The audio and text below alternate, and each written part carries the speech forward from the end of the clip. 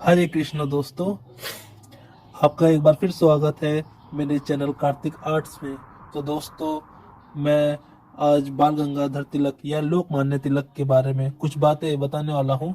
जैसा कि सब लोग उनको जानते ही है, वो एक स्वतंत्र सेनानी थे, मगर फिर भी उनके जीवन से जुड़ी कुछ घटनाएं हैं जिससे हमको प्रेरणा मिलेगी। तो मैं शुरू करता हूँ। बाल गंगाधर तिलक या लोकमान्य तिलक का जन्म 23 जुलाई 1856 और मृत्यु 1 अगस्त 1920 को हुई थी। वो एक भारतीय राष्ट्रवादी शिक्षक, समाज सुधारक, वकील और एक स्वतंत्रता सेनानी थे। इन्हें हिंदू राष्ट्रवाद का पिता भी कहा जाता है। इनका नारा स्वराज्य, यह मेरा जन्मसिद्ध अधिकार है और मैं इसे लेकर रहूंगा। इन्होंने लोगों में एकता बनाए रखने के लिए महाराष्ट्र में गणेश उत्सव का प्रारंभ किया। और इनके जीवन से जुड़ी दो ऐसी घटनाएं हैं जिनके बारे में मैं आपको बताने जा रहा हूँ।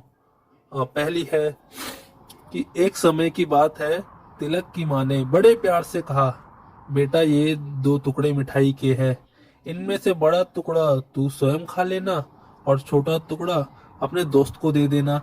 तिलक वह दोनों टुकड़े लेकर बाहर आ गए। उन्होंने अपने दोस्त को मिठाई का बड़ा टुकड़ा देकर छोटा स्वयं खाने लगे। यह देख माँ ने पूछा, तुमने ऐसा क्यों किया?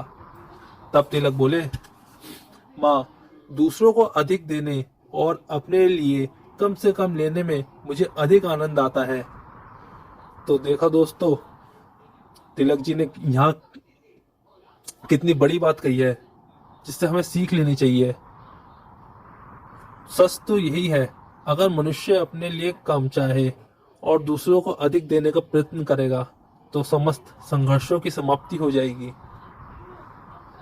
ऐसे ही एक दूसरी घटना है, तिलक का साहस। यह घटना स्कूल के समय की है।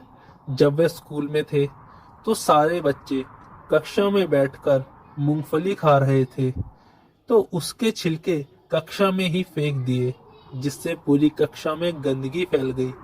कुछ समय बाद शिक्षक कक्षा में आए। उन्होंने देखा चारों तरफ गंदगी फैली हुई है।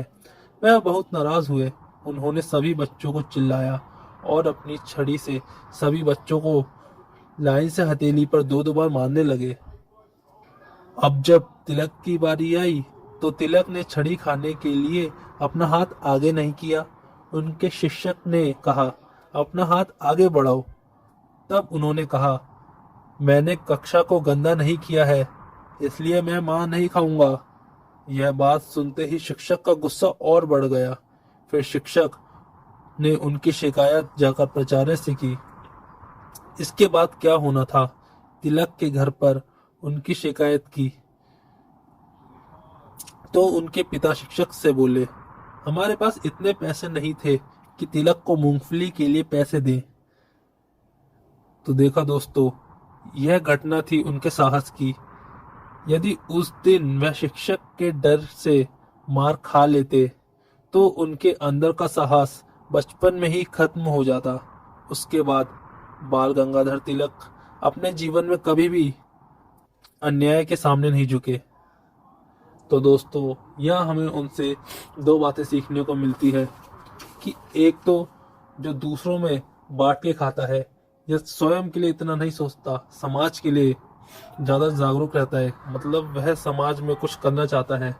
और दूसरी बात यह है कि यदि आप गलत नहीं हो तो आपको किसी के आगे डरने की जरूरत नहीं है। तो दोस्तों,